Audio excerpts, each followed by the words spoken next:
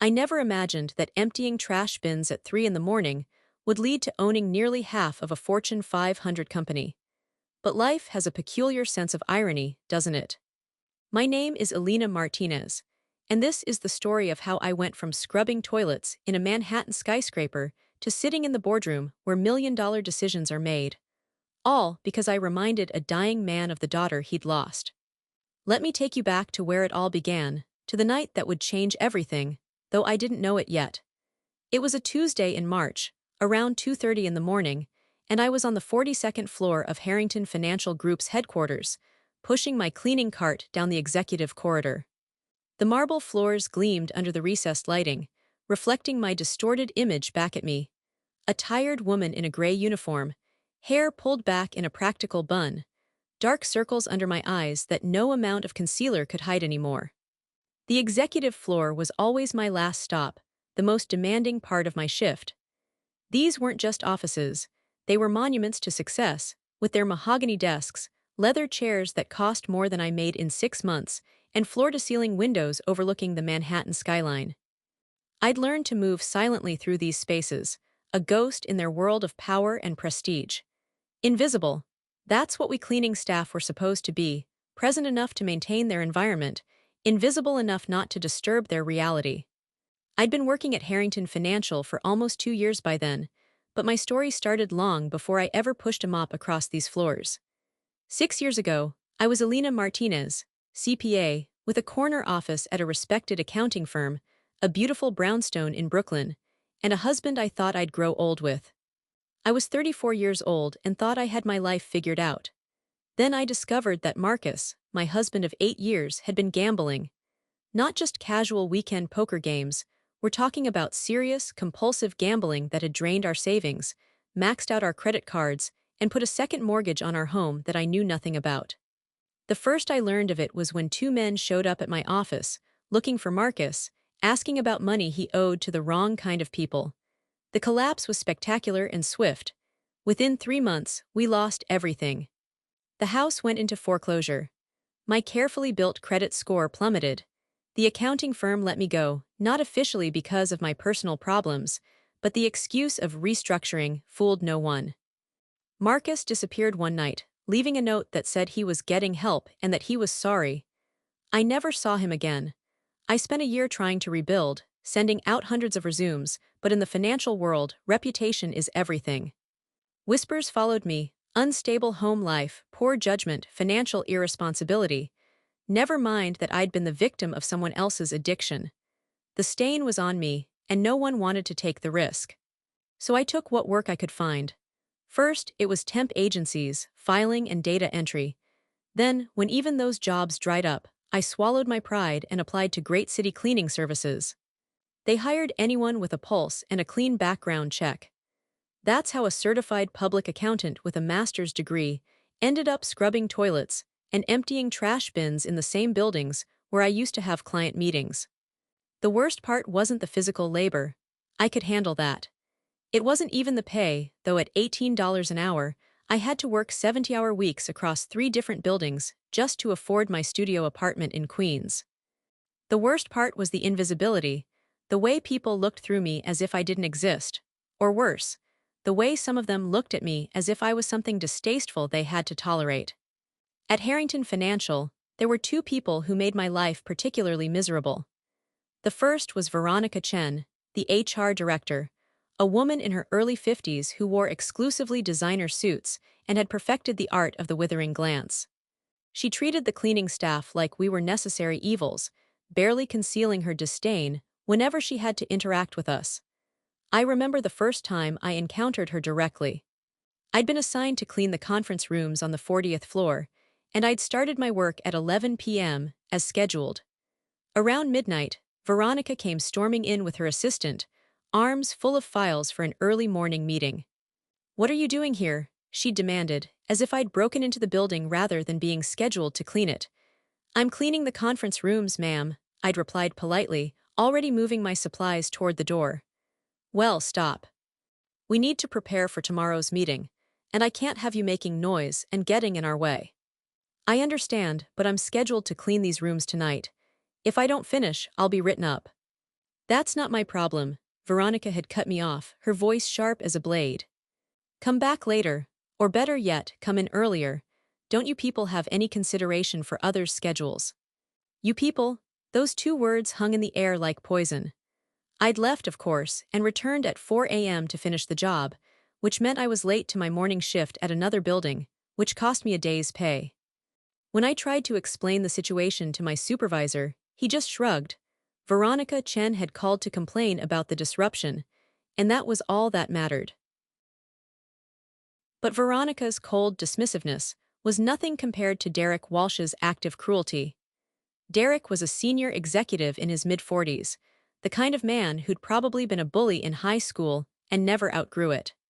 He'd found that in the corporate world, bullying was not only accepted but often rewarded, as long as you directed it at the right targets, people who couldn't fight back. Derek seemed to take particular pleasure in humiliating the cleaning staff. He'd accidentally knock over trash cans we just emptied, leave messes in the bathroom with a smirk, and make loud comments about the help when we were well within earshot. But his favorite target was me, though I never understood why until much later. The incident that nearly broke me happened about 3 weeks before everything changed. It was a Thursday evening, around 6 p.m. I'd come in early for a special cleaning. There was a major client dinner in the executive dining room, and I'd been assigned to make sure everything was perfect before the 7 p.m. start time. I'd spent 2 hours cleaning that dining room until it sparkled. The windows were spotless, the long mahogany table gleamed, the floors were polished to a mirror shine. I was just finishing up, putting my supplies away, when Derek walked in with 2 colleagues and a woman in an expensive suit, clearly one of the important clients. Perfect timing, Derek announced loudly. I was just going to get coffee anyway. He walked to the coffee station I just cleaned and stocked, poured himself a cup, then turned and stumbled, spilling the entire cup across the floor I'd just polished. Hot coffee splashed across the marble, creating a dark, spreading stain. "Oh, how clumsy of me," Derek said, not sounding apologetic at all. He looked directly at me, a cruel smile playing at his lips. "Well, I guess you'll have to clean that up. Right now, we can't have our guests walking through coffee." The 2 colleagues snickered. The client looked uncomfortable but said nothing. "Of course, Mr. Walsh," I said quietly, already moving to get my mop. "You know," Derek continued, addressing his audience while I knelt on the floor, wiping up the coffee, "you'd think for what we pay these cleaning services, they'd manage to keep the floors clean. But I swear, every time I come in here, there's some kind of mess." He deliberately spilled it. Everyone in that room knew it. But no one said a word. I cleaned up the coffee while they watched, while Derek made small talk with his client, occasionally glancing down at me with satisfaction. I kept my face neutral, my movements efficient, but inside I felt something breaking. This wasn't just about a spilled coffee. This was about power, about humiliation, about putting someone in their place. When I finished, I stood up, gathered my supplies, and headed for the door.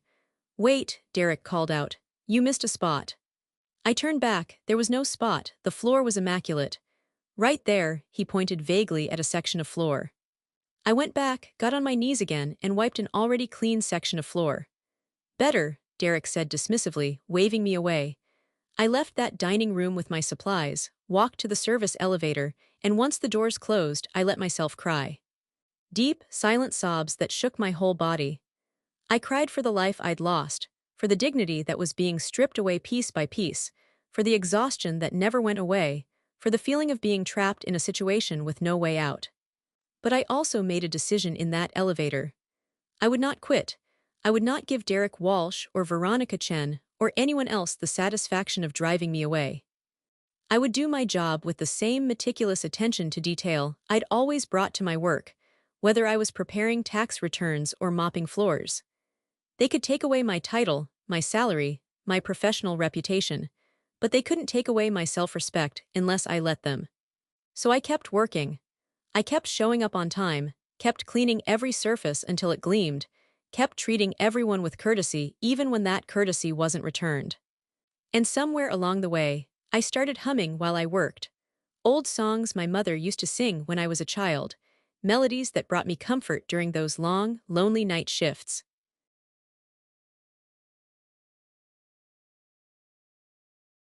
I didn't know that someone was watching me.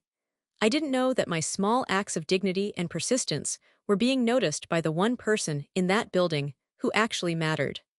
Richard Harrington was a name I knew only from the company letterhead and the portrait in the main lobby, a distinguished man in his 70s with silver hair and sharp eyes. He was the founder and CEO of Harrington Financial Group, a self-made billionaire who'd built his company from nothing over 40 years. He rarely appeared on the executive floors anymore. Most of his work was done from his estate or from the penthouse office on the 55th floor that I'd never been assigned to clean. I'd seen him exactly twice in my 2 years at the company. Once, he'd walked past me in the lobby, surrounded by assistants and security. I'd stepped aside to let the group pass, and for just a moment, his eyes met mine. He'd nodded, a small, polite acknowledgement that surprised me. Most executives looked right through the cleaning staff. The second time was about 6 months before everything changed. I was cleaning the 42nd floor conference room around 2 a.m. when I heard voices in the hallway. I froze, worried I was about to get another complaint about cleaning at inconvenient times, but the voices passed by. Through the glass wall, I caught a glimpse of Richard Harrington himself, walking slowly down the corridor with just one other person, a younger man who appeared to be an assistant. They were deep in conversation, and I remained still, not wanting to draw attention. But as they passed, Richard Harrington glanced into the conference room. Our eyes met again, and again he gave that small nod. Then he paused, said something to his assistant, and they moved on. I thought nothing of it at the time. Why would I? 3 weeks after the coffee incident with Derek Walsh, on a Tuesday night in March, I arrived for my shift to find an email from my supervisor. Richard Harrington had died unexpectedly. A heart attack in his sleep. He was 76 years old. The company would be closed the following day for a memorial service, but cleaning staff were still expected to report that night to prepare the executive floors for the increased activity expected in the coming days. I felt a pang of sadness at the news, though I hadn't known the man. There was something about him that had seemed different from the others, more grounded somehow, despite his wealth and power. But death comes for everyone, regardless of their bank account, and life goes on for those of us left behind. That night, I went through my usual routine on the executive floors. Most of the offices were empty, dark, waiting. But when I reached Richard Harrington's office on the 42nd floor, not the penthouse, but a smaller office he apparently kept for when he worked late, I found the door ajar and the lights on. I knocked gently. No answer. I pushed the door open slowly. The office was modest by executive standards. A large desk, yes, but no ostentatious decorations, no wall of ego photographs with celebrities and politicians. Instead, there were bookshelves filled with actual books that looked read, not just displayed. A comfortable chair. A few family photographs in simple frames, and on the desk, a sealed envelope with my name on it. I stood in the doorway, staring at that envelope for a long moment. My name, Elena Martinez, written in elegant script on expensive stationery. My heart began to pound. This had to be a mistake. I looked around, half expecting cameras or some kind of prank. But there was nothing, just the quiet office and that waiting envelope. With trembling hands, I walked to the desk and picked it up. The paper was heavy, expensive. The seal was wax, pressed with an ornate H. I carefully broke the seal and removed the letter inside. The handwriting was the same elegant script. Dear Ms. Martinez. If you're reading this, then I've passed on, and you found this letter as I intended. Please forgive the dramatic method of communication, but given the contents of this letter, and the legal circumstances involved, I needed to ensure certain people couldn't intercept this message before you received it. You remind me of her, my daughter Catherine, not in appearance, though you both share a certain grace, but in the way you carry yourself, the dignity you maintain even when others try to strip it away. The way you hum while you work, that melody, Cielito Lindo, was Catherine's favorite. She used to sing it constantly, learned it from a Mexican exchange student in high school. Hearing you hum it while cleaning these floors. It was like having her back for a few precious moments. I've been watching you, Ms. Martinez. Not in a creepy way, I hope, but in the way of an old man who recognized something valuable being overlooked. I've seen how Veronica Chen speaks to you, how Derek Walsh treats you like dirt on his shoe. I've seen you maintain your composure, do your work with meticulous care, treat everyone with respect even when that respect isn't returned. I know who you were. Elena Martinez, CPA, formerly of Bradshaw and Associates. I knew your work. My company was one of your clients years ago. You were excellent at your job. What happened to you wasn't your fault, but I imagine you've heard that before and stopped believing it. Here's what I want you to know. I failed my daughter. I was so focused on building this company, on succeeding, on proving myself, that I neglected the people who mattered most. Catherine needed me, and I wasn't there. We became estranged when she was 25. She tried to reconnect several times over the years, but I was always too busy, always had another meeting, another deal, another crisis that seemed more important than my own child. She died 3 years ago, car accident. She was 32 years old. I never got to tell her I was sorry. I never got to tell her that all of this, the money, the company, the success, meant nothing compared to what I'd lost by choosing it over her.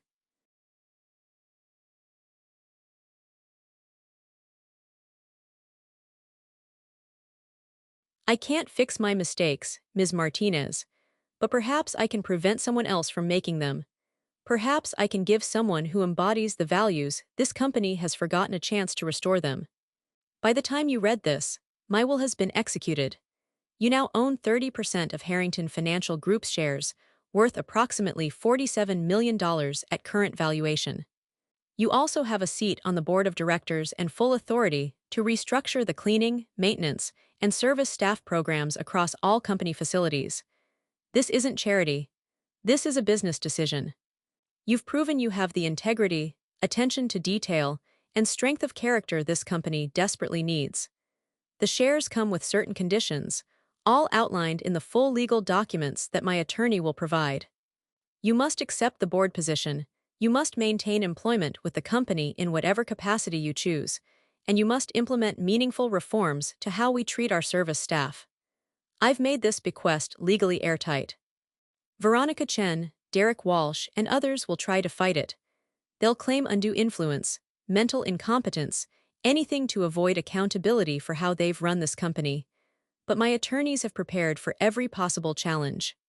The evidence is ironclad, the will is valid. What you do with this opportunity is up to you. You can sell the shares, take the money, and start fresh somewhere else. No one could blame you. Or you can stay and show this company what real leadership looks like. I hope you choose to stay. I think Catherine would have liked you. I think she would have been proud to see someone like you in that boardroom, fighting for people who can't fight for themselves. With respect and apologies for the disruption I'm about to cause in your life. Richard Harrington. P.S. The melody you hum, Cielito Lindo, keep humming it, it sounds like hope. I read the letter 3 times, each time thinking I must be hallucinating, that exhaustion had finally broken my grip on reality.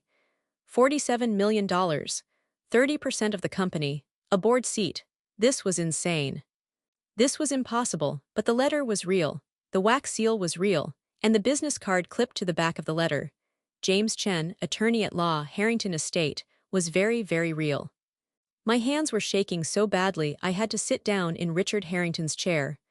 The leather was soft, expensive, comfortable in a way I'd almost forgotten furniture could be.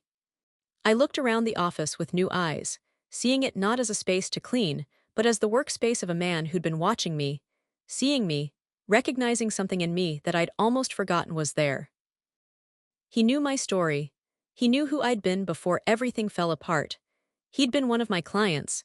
Harrington Financial had used Bradshaw and Associates for some consulting work about 8 years ago. I'd worked on that account, prepared reports, presented findings. I'd been professional, competent, successful, and he'd remembered me. More than that, he'd seen past the uniform and the mop to the person underneath, and he'd decided to do something about it. Not out of pity, but out of a desire to correct what he saw as a fundamental wrong, both in how he treated his own daughter and in how his company treated people like me. I sat in that chair for a long time, the letter in my hands, my mind racing through implications I could barely process. Tomorrow morning, no, this morning, it was already past 3 a.m., the company would open. There would be meetings about succession, about Harrington's death, about the future of the company. And somewhere in those meetings, someone would open Richard Harrington's will and discover that a night cleaning lady now owned nearly a third of their billion-dollar company. The thought almost made me laugh, almost, but mostly it terrified me. I carefully folded the letter, placed it back in its envelope, and tucked it into my uniform pocket. Then I stood up, straightened my shoulders, and went back to my cleaning cart. I still had 5 offices to clean before my shift ended, and regardless of what tomorrow might bring, tonight I still had a job to do. I cleaned those offices with the same meticulous care I always brought to my work. I emptied trash bins, wiped down desks, cleaned windows, vacuumed floors. And yes, I hummed Cielito Lindo while I worked, thinking about a daughter I'd never met who'd loved this melody, and a father who'd realized too late what really mattered. The memorial service was Thursday. I didn't attend, cleaning staff weren't expected to, and honestly I felt too overwhelmed to face that crowd knowing what I knew. Instead, I called the number on James Chen's business card. Ms. Martinez, he answered immediately, as if he'd been waiting for my call. I've been hoping to hear from you. Is it real? I asked, dispensing with pleasantries. The letter, the will, is any of this actually real? Every word, James confirmed. I've been Mr. Harrington's personal attorney for 23 years. This will is absolutely legitimate, and I can assure you it's legally unassailable. He spent the last 6 months making absolutely certain of that. 6 months, I repeated. He'd been planning this for 6 months. Actually, he first mentioned you about 8 months ago, James said. He noticed you working late one night, recognized your name from old files, and did some research. When he learned what had happened to you, he became convinced that you represented something his company had lost, real integrity. The more he observed you, the more convinced he became. The final will was executed 3 months ago.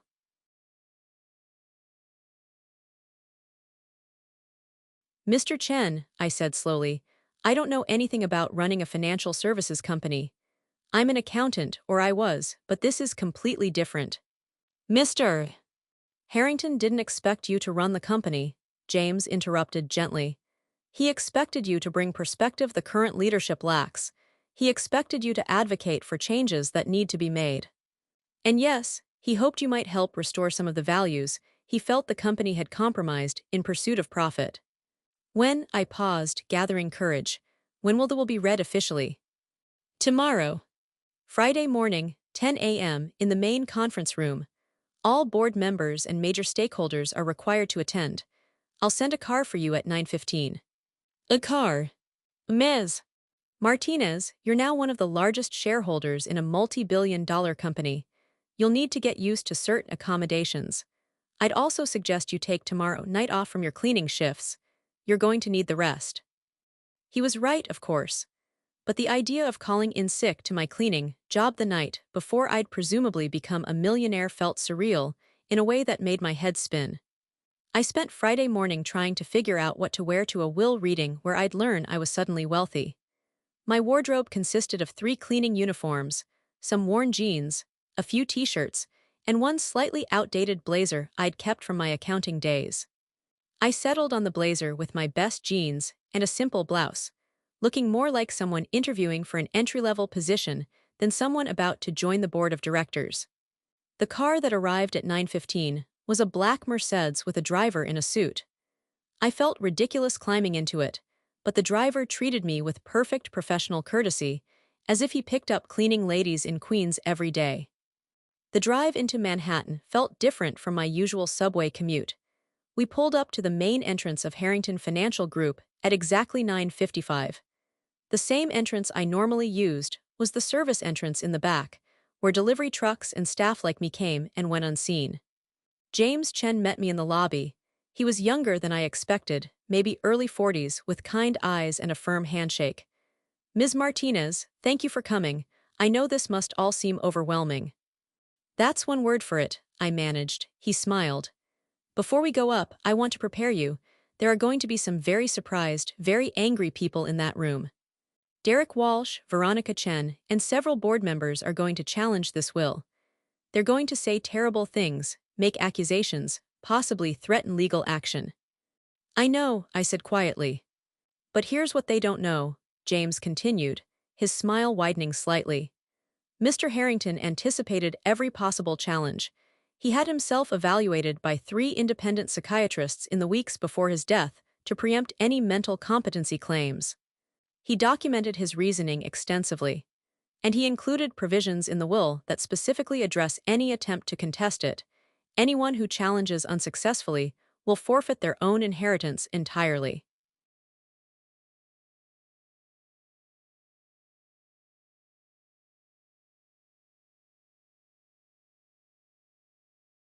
He really thought of everything. He had time to think, James said, his expression softening. After Catherine died, he told me he spent months doing nothing but thinking about his mistakes and how to make them mean something. You were his answer to that question, Ms. Martinez. Now shall we? The conference room was on the 45th floor, a massive space with a table that could seat 30 people. About 15 were already present when we arrived: board members, senior executives, attorneys. Every face turned toward the door when I entered. I recognized several people immediately. Derek Walsh sat near the head of the table, his expression curious but not yet alarmed.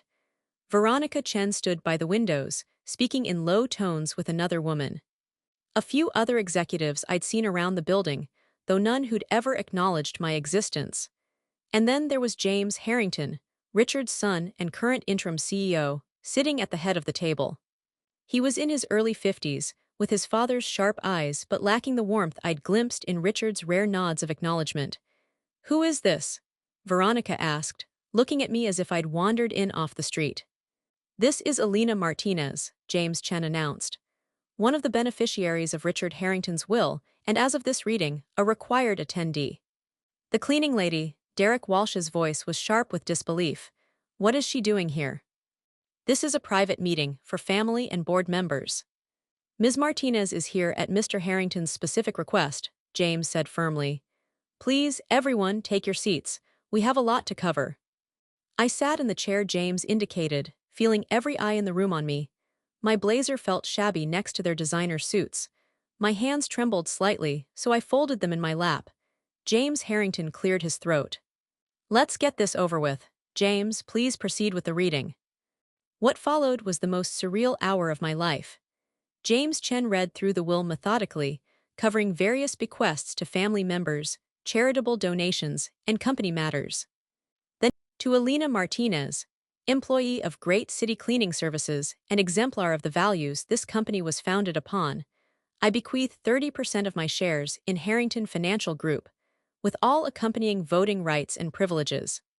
Additionally, I appoint Ms. Martinez to the Board of Directors with full authority over all matters relating to service staff, workplace culture, and corporate ethics initiatives.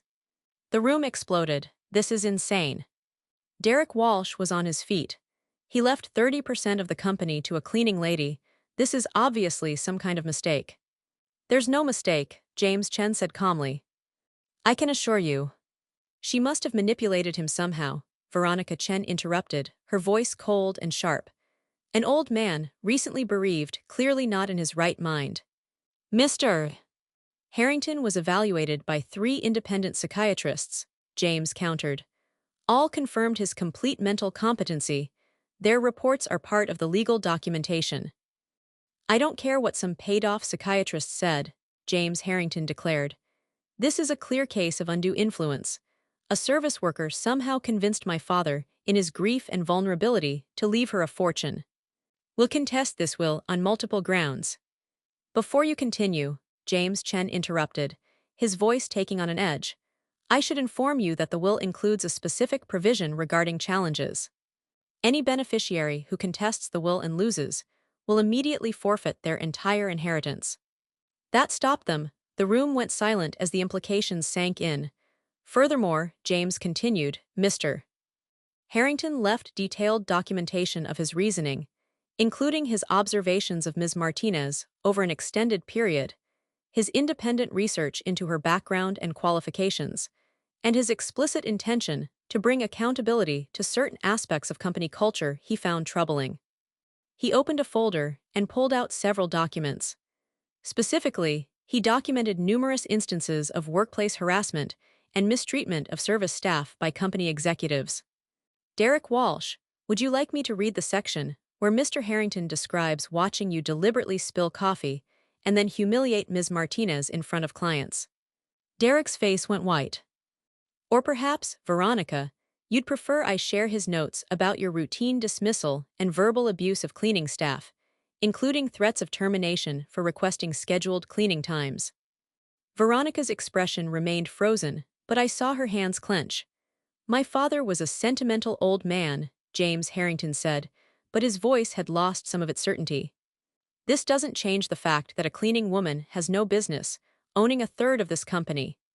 Actually, I spoke for the first time, and every head swiveled toward me. My voice was steadier than I felt. I'm not just a cleaning woman. I'm also a certified public accountant with a master's degree in accounting and 8 years of experience at Bradshaw and Associates, where I worked on this very company's accounts.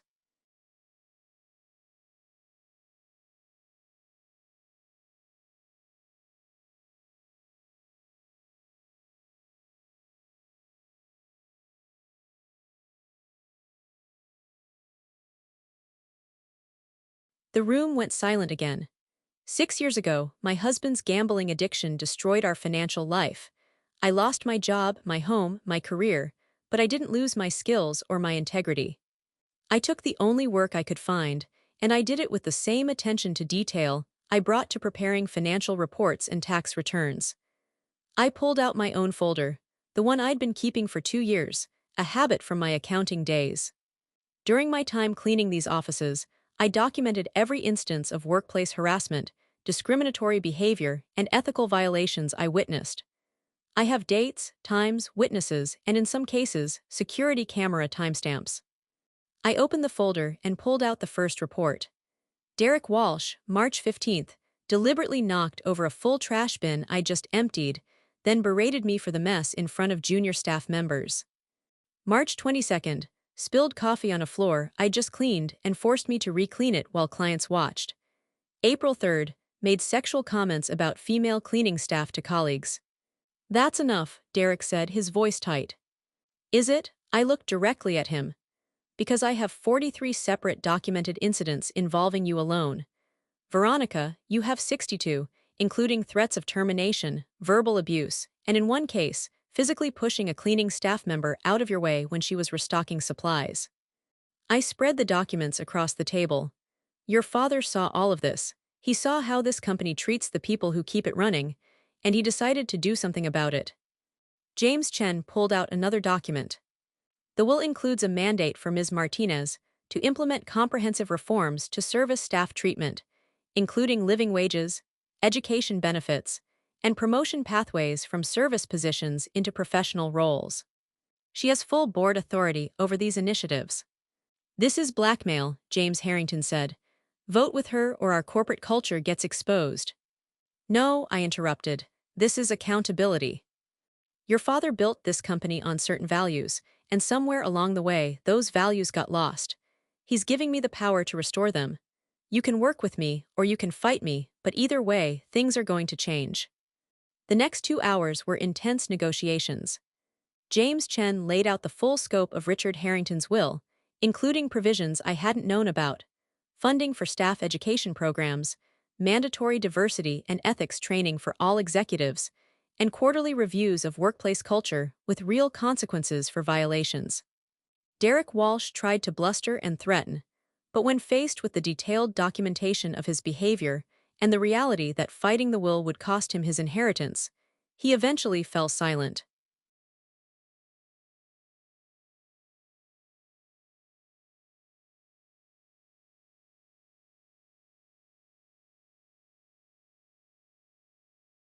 Veronica Chen attempted to negotiate, suggesting we could discuss reforms without such drastic measures, but James Chen shut that down immediately.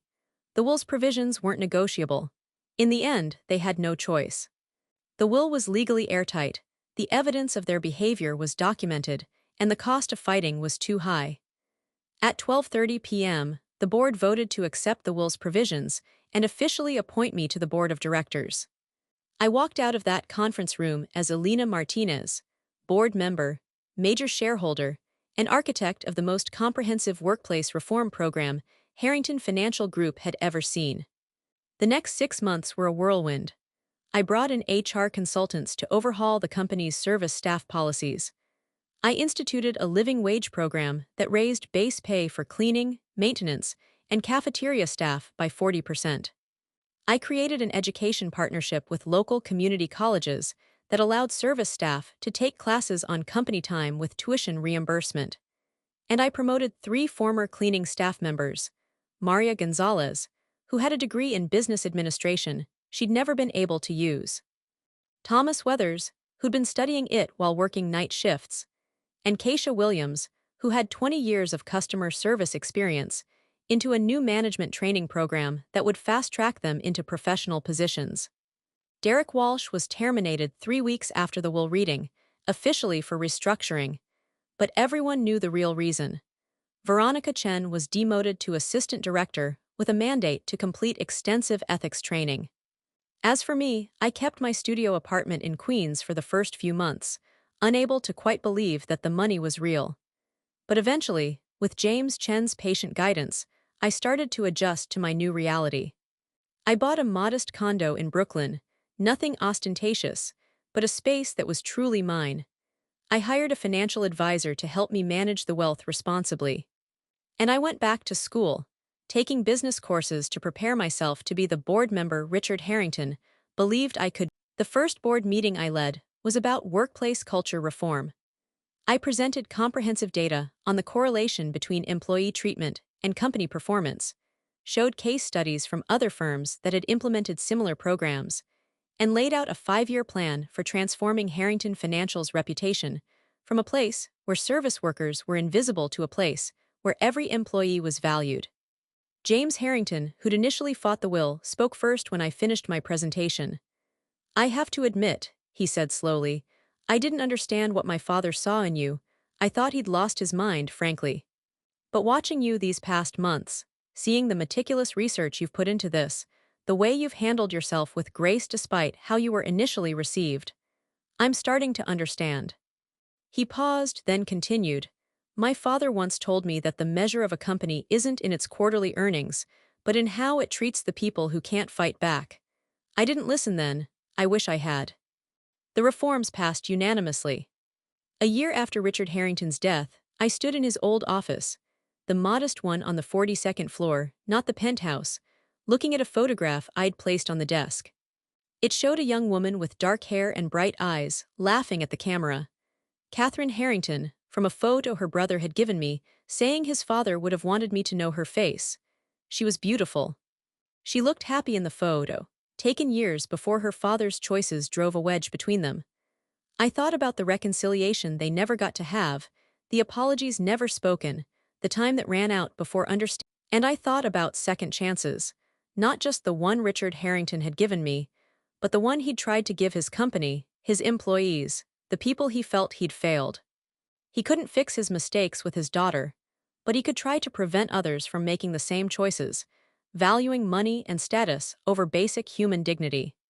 I still hummed Cielito Lindo sometimes while I worked, though my work now happened in boardrooms rather than with mop buckets. The melody still brought me comfort, still reminded me of where I'd been and how far I'd come.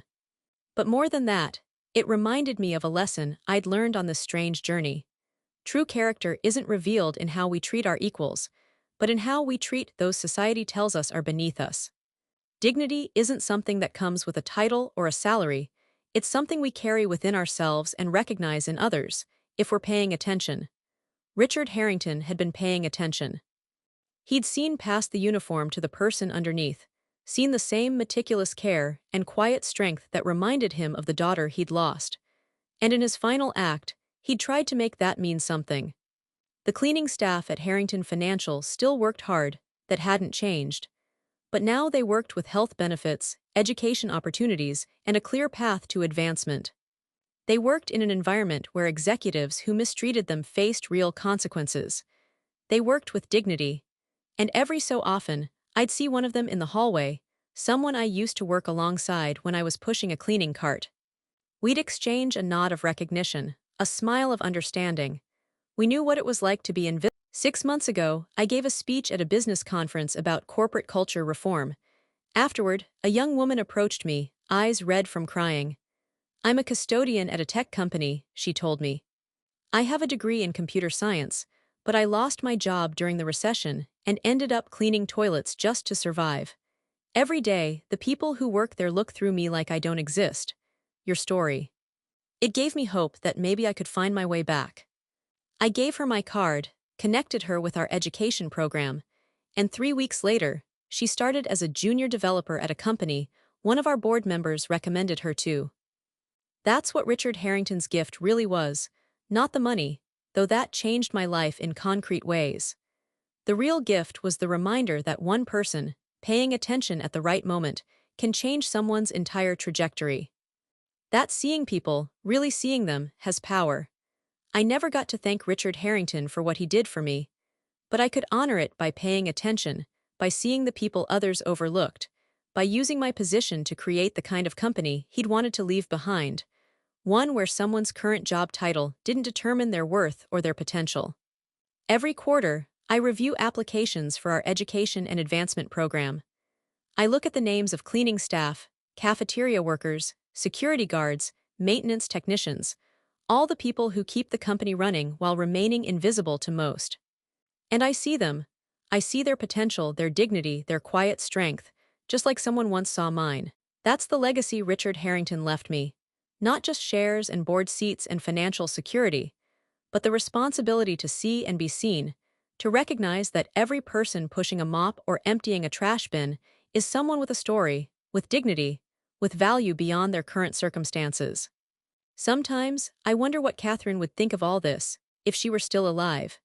I think she'd be glad her father finally understood what she'd been trying to tell him, that people matter more than profit margins, that how we treat others defines us more than any quarterly earnings report.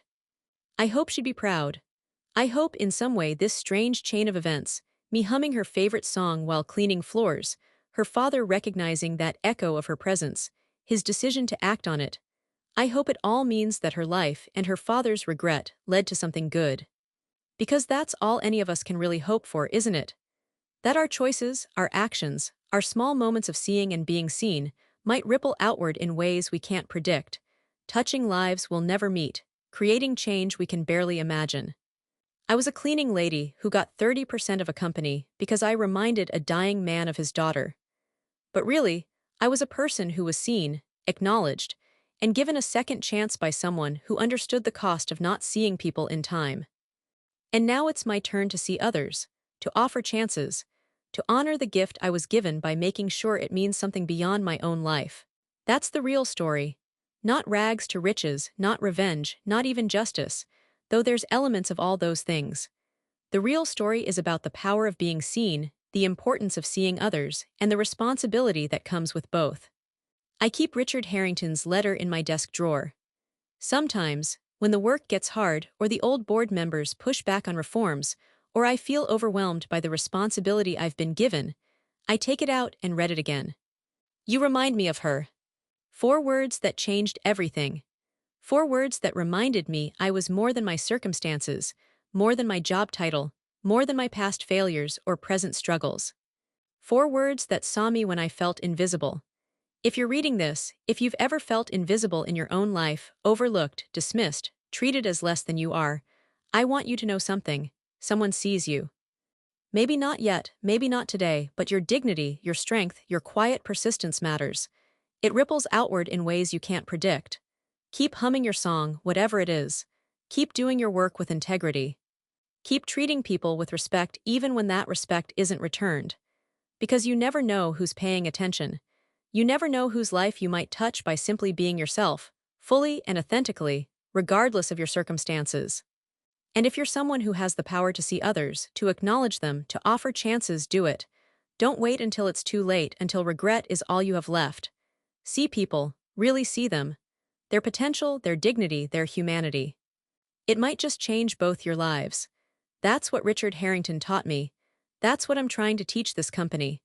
And that's what I hope, someday, ripples out beyond these walls into a world that desperately needs more people willing to truly see each other. Because in the end, being seen and seeing others is what makes us human,